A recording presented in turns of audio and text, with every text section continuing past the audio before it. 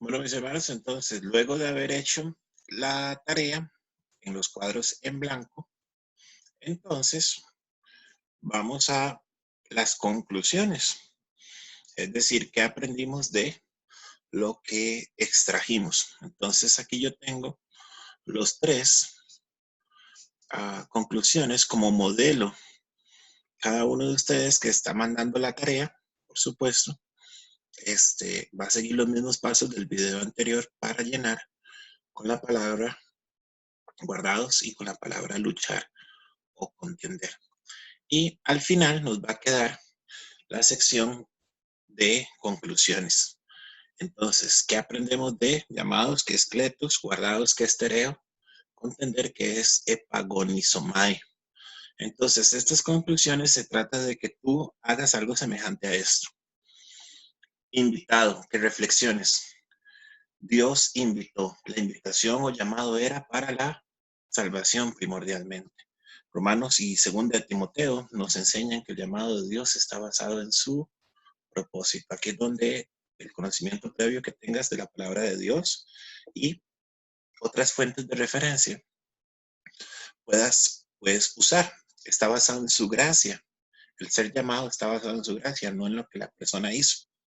Él llama a las personas a través del Evangelio del Señor Jesucristo. Él llama a las personas a ganar la gloria del Señor Jesucristo. De acuerdo con Romanos 8, los llamados son quienes aman a Dios.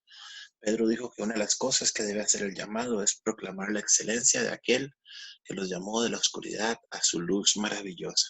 Esto es extraído, algunos pensamientos de la mente propia y otros van a ser usados de otras referencias donde tú encuentres algunos libros y algunos textos, incluso de los comentarios bíblicos que vimos en la, en la explicación del video anterior, y creo que en uno de ellos dice básicamente del cletos. Tereos, entonces vamos a reflexionar acerca del tereos, es atender cuidadosamente según lo que vamos a buscar en la tarea. Cuidar, guardar, mantenerse en el estado en que se está, observará, mantener a salvo del peligro, preservar. Es un tiempo perfecto y esto de los tiempos es todo otro tema que ojalá en otro taller podamos hacer. Los tiempos de, de los idiomas, porque cada uno de los temas, perdón, de los tiempos, aquí está en perfecto, otros están en presente continuo, aoristo, etcétera, nos va a ayudar a entender el sentido del autor al usar esa palabra. Dice que el tiempo perfecto aquí, la palabra guardados, enfatiza el cuidado continuo. Esto lo agarramos, creo, de el diccionario JFB, si no me equivoco, del mismo Isor. Aferrarse sugiere la posición actual. Los santos han sido guardados por Dios, el Padre, con el resultado presente, actual y permanente. Ellos son el objeto del permanente cuidado de Dios. Contender, luego de haber hecho lo que hicimos anteriormente, podemos encontrar en los comentarios que esa palabra significa literalmente luchar por, ejercitarse, gran esfuerzo por algo. La palabra era usada para competencias atléticas y la lucha y esfuerzo de los atletas en los juegos. El significado básico de la palabra es la del esfuerzo intenso en un combate de lucha libre. Imagínense cuando Judas le dice a los llamados, contiendan por la fe, les está diciendo, esfuércete intensamente como si estuvieras en una lucha libre. La forma del verbo está en presente infinitivo. ¿Ve que cambia? Mostrando que la lucha del cristiano debe ser continua, o sea, no para, es constante. La palabra habla de una lucha vigorosa, intensa y determinada para derrotar a la oposición. Nuestra palabra agonía en español es la forma del sustantivo de esta palabra. Entonces, cuando hemos hecho el estudio de palabras y basamos en comentarios o en reflexiones personales lo que aprendemos de las palabras que hemos seleccionado, entonces eso nos va a ayudar a tener un mayor comprender de lo que el autor quiso decir al usar esa palabra. Pero antes de ir a otras fuentes, como lo hemos hecho aquí, recuerda, tienes que ir al texto base, y el texto base es la Biblia, y vas a ocupar las herramientas para ver lo que el autor quiso decir desde la raíz del idioma original. Y así pasamos al paso 4, que es referencias cruzadas.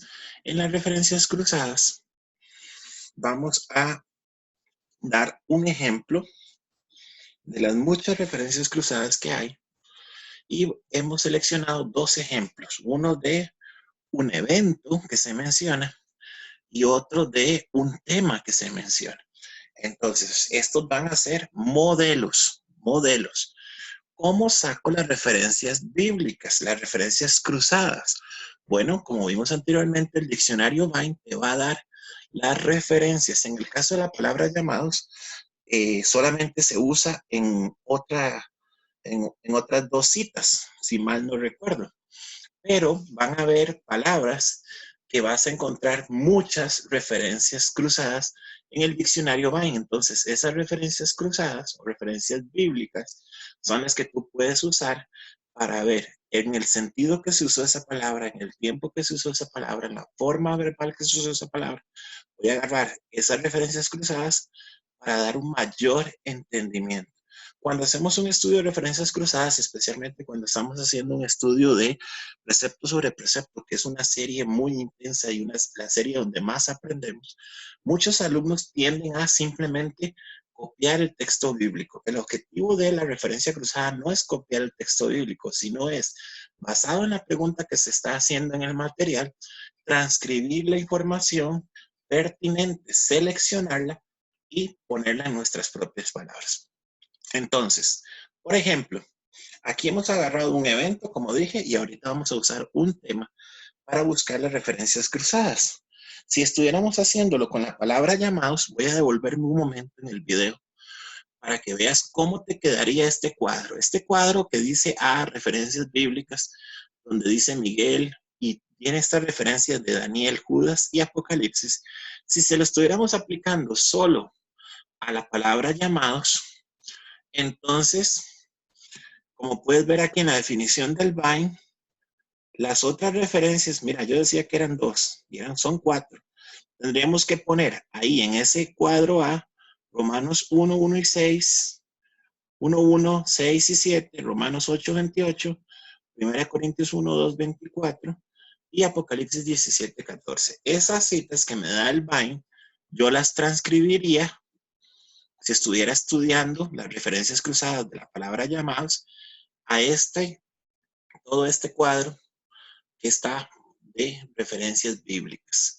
Agarro esas citas, las leo y veo cómo se aplica el sentido de la palabra. ¿De acuerdo? Esa es la forma correcta de hacerlo. Hemos de volver al ejemplo.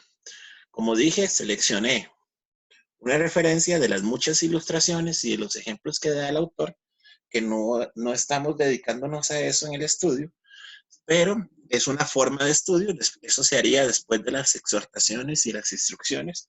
Podríamos buscar problemas y podríamos buscar, en este caso, ilustraciones. Son otras figuras alegóricas o términos que se usan en el texto bíblico.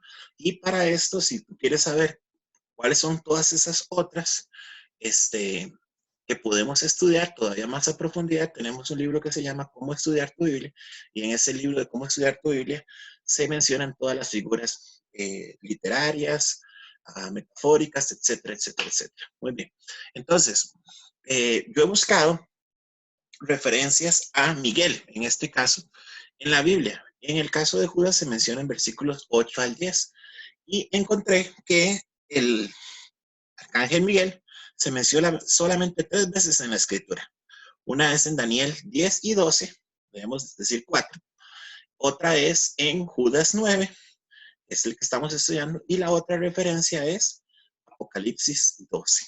Entonces, ¿qué hago? Copio las referencias cruzadas que me da el diccionario Vine y las busco qué dice de cada uno de ellos. En el caso de Miguel encontré que Miguel en Daniel 10 y 12 es uno de los principales príncipes angelicales, el gran príncipe quien se para a guardar a Israel, el pueblo de Daniel. Así se menciona en el libro de Daniel 10 y 12. ¿Qué aprendemos de Miguel en este libro o en estos capítulos? También encontré otras referencias. El príncipe de Persia es también una referencia a un ser angelical en el libro de Daniel. En el contexto de este pasaje, en Daniel 10, el príncipe de Persia también es mencionado. De estas afirmaciones en Daniel se concluye que las naciones están conectadas con ciertos príncipes o seres angelicales. Miguel es el ángel guardián de Israel, el arcángel guardián de Israel. ¿De acuerdo? Ahora, en Judas 9, lo único que sabemos es una información que ya extrajimos, como si estuviéramos en una lista, disputó el cuerpo de Moisés con el diablo. Y otras referencias, recuerde que hemos dicho que el libro de Judas no solamente tiene mucha literatura del Antiguo Testamento, del canon bíblico, sino también hay varias menciones de literatura judía, que aunque no es aceptada como el libro de Enoch, el testimonio de Moisés o la ascensión de Moisés y otros que se mencionan, creo que hay uno más, eh, son libros de referencia de tradición cultural, ¿verdad? Y en una de esas comentarios encontré que en Judas 9, cuando se hace referencia a cuando Miguel está disputando el cuerpo de Moisés, dice, este es el único lugar en la Biblia donde está disputa entre Miguel y el diablo, perdón, donde esta disputa entre Miguel y el diablo se registra. Pero esta disputa está en un libro de la pseudografía judía, ¿verdad? Pseudoepigrafía judía, perdón, llamado La Ascensión de Moisés. Esta pseudoepigrafía es una colección de libros que no se encuentra en la Biblia y que fueron escritos por escritores judíos entre el año 200 antes de Cristo y 200 después de Cristo. Aparentemente era un libro muy popular en el momento que Judas está escribiendo, de conocimiento de los judíos. Recuerden, no es inspirado, no lo vamos a usar como una fuente bíblica, sino como una fuente de tradición, una fuente cultural. Así como hoy en día tenemos libros de grandes autores, de buenos autores, que hacen comentarios de la Biblia y que tienen tal vez otras fuentes basadas en historia de la iglesia primitiva y manuscritos y arqueología y demás, y son referencias que nosotros podemos usar, que no podemos tal vez enseñarlas como palabra de Dios, obviamente, pero sí podemos usarlas como referencias históricas o culturales, valga la redundancia.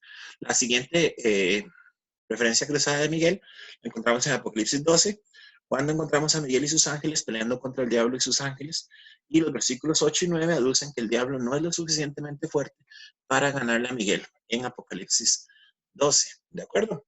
Interesante, porque si vemos esta referencia de Apocalipsis 12 y la cotejamos con lo de Judas 9, recuerde que el tema de aquí, de que el autor menciona en Judas a esta disputa por el cuerpo de Moisés, es el asunto de la blasfemia contra las autoridades. Y si en Miguel 12, perdón, en Apocalipsis 12 se ve que Miguel es mucho más poderoso que el diablo, entonces uno podría inferir que cuando se dio esta disputa por el cuerpo de Moisés, el Miguel pudo haber reprendido al diablo, pero no lo hizo, ¿verdad? Porque hay un principio que vimos ahí y ante todo está la autoridad de Dios. Y Miguel le dice, el Señor te reprenda. Entonces es interesante y claro, el enfoque del autor es precisamente ver la soberbia y el descaro y el irrespeto que estos impíos tienen comparándolos con este ejemplo. Análisis y clasificación del texto. Esto es donde nosotros vamos a hacer preguntas de aplicación basado en lo que hemos aprendido. Hicimos dos. Muchas personas vituperan en contra del diablo hoy en día, ¿verdad que sí? Encontramos a personas que dicen, tengo a Satanás debajo del pie y que Satanás esto y Satanás lo otro. La pregunta que tendríamos que hacernos ¿es sabio hacer esto? Son preguntas de aplicación. Cuando hablamos de análisis y clasificación del texto es basado en lo que hemos aprendido, buscar preguntas para la aplicación. ¿Es una característica de los impíos rebelarse contra las majestades angelicales? Bueno, el libro de Judas lo afirma, ¿verdad? Será interesante buscar este tema en otras partes de la Biblia si es que se menciona. Conclusiones, ahí es donde sacamos qué aprendemos nosotros al buscar estas referencias cruzadas. Bueno, yo puse ahí, los hombres impíos blasfeman contra las majestades angélicas y blasfeman. Judas dice que el mismo arcángel no habló ni mal, ni aún mientras contendía con el diablo, el príncipe de los espíritus inmundos. No por miedo a él, aquí está lo que les acabo de mencionar, sino por reverencia a Dios. Eso es un detalle muy importante, cuyo poder delegado en este mundo, Satanás tuvo una vez y aún en cierto grado tiene todavía. Él es el príncipe de este mundo y tiene poder, que tenemos que ser, como dijimos en el análisis y clasificación del texto, sabios, no cometer torpezas, porque si Satanás nos agarra, si Satanás con el permiso de Dios agarró a Job y los zarandeó como los zarandeó, imagínense si nosotros lo buscamos y cuidado, Dios dice, por bocón, ¿verdad? Tengamos cuidado. Sabemos que Dios nos va a proteger y cuidar, pero es que de verdad que a veces hay personas que se lo merecen. Y si supieran con lo que se están metiendo, no se atreverían a proferir juicio, ni siquiera, como dijo el pasaje, de maldición. Y tendría que tener un poquito de respeto, no miedo, porque juntos en el Señor y con el Señor de nuestro lado, Él es mayor que todos, sabemos esto. Muy bien, el otro ejemplo que hemos seleccionado es el tema de la salvación. En el versículo 23 se menciona el salvar a otros. Esto que estamos haciendo como ejemplo, en el anterior fue un evento o una ilustración. Aquí es salvar a otros. Lo puedes hacer con una palabra clave también. ¿De acuerdo? Salvar a otros en Judas 23. ¿Qué referencias tenemos acerca de la salvación? Bueno, hay muchas. Yo he escogido 6 nada más en Ministerios Precepto, en otro material que se llama Precepto sobre Precepto, como dijimos, otra serie.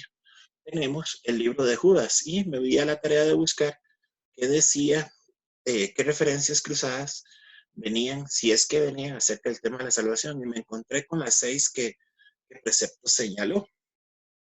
Y entonces aplicamos el método. Mateo 9, 37 y 38. ¿Qué me dice Mateo 9, 37 y 38 acerca de salvar a otros? Bueno, que Jesús le dijo a sus discípulos que oraran o imploraran fervientemente al Señor de la mies o al Señor de la cosecha para que enviara obreros. Esto va relacionado al tema. Romanos 10, 8 al 15, encontré que las personas son salvadas al creer la verdad del Evangelio, las buenas nuevas. Recuerda que la exhortación de Judas es, salven a otros, aún rescatándolos del infierno y menospreciando las ropas contaminadas. Hechos 1:8, por supuesto, muy famoso. El Espíritu Santo capacita a los creyentes a ser testigos de Jesús. Esta referencia me llamó mucho la atención y es muy importante porque aparentemente hay un temor de los llamados cuando Judas les hace esta petición. Vea que el versículo 24 dice que el Señor los guardará, ¿verdad? Y habría que ver por qué dice eso. No sé, les voy a dejar la bola picando ahí. Ese es un pensamiento que se me viene en este momento.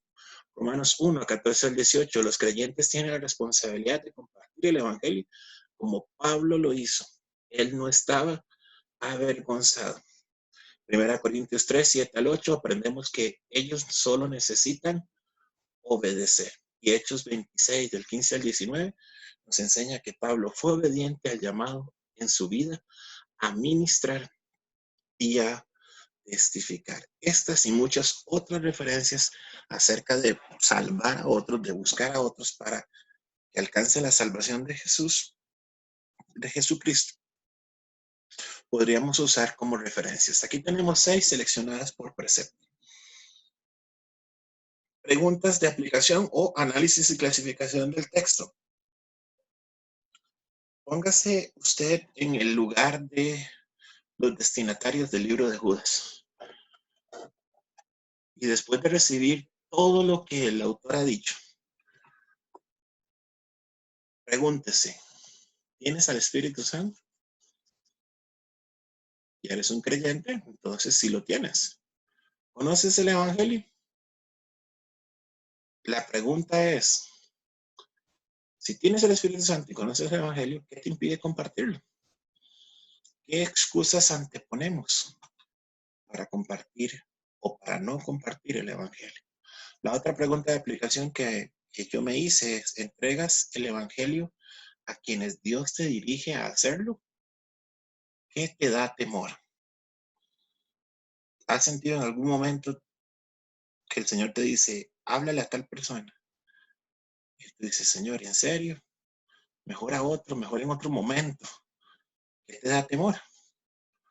Algún temor podría haber tenido, no lo dice el texto, no lo podemos afirmar, pero algún temor pudo haber tenido los, los destinatarios de la carta de Judas, puesto que el énfasis del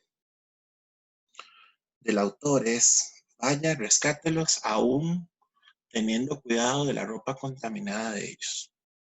¿A qué se estará refiriendo? Tal vez nuestro ejemplo no sea tan extremo, pero seguramente si reflexionamos en algún momento Dios nos ha pedido, tú has escuchado la voz de Dios en tu corazón, la convicción que te dice, háblale a tal persona, búscalo, dile y te da vergüenza. ¿Qué te da temor? Preguntas para el análisis. Algunas conclusiones de estas referencias cruzadas. Bueno, debemos orar porque las personas sean enviadas con el Evangelio al mundo. Los predicadores del Evangelio necesitan ser enviados a aquellos para que puedan escuchar. El Espíritu Santo da poder para testificar. Lo aprendemos del libro de Mateo y Romanos. Y por supuesto, Hechos. El Evangelio es poder de Dios para salvación a todo aquel que cree, dice Romanos. Ahí está en la referencia del 1 al 16. Es una conclusión que podemos sacar. El poder y los resultados, recordemos siempre que son de Dios. Cuando las personas son salvas, sus ojos son abiertos, se vuelven de las tinieblas a la luz, de Satanás a Dios, reciben el perdón de pecados y reciben una herencia, un lugar. Dios lo hizo con nosotros. ¿Quiénes somos nosotros? Para decidir si otra persona merece o no escuchar el Evangelio. Son preguntas que tenemos que hacernos.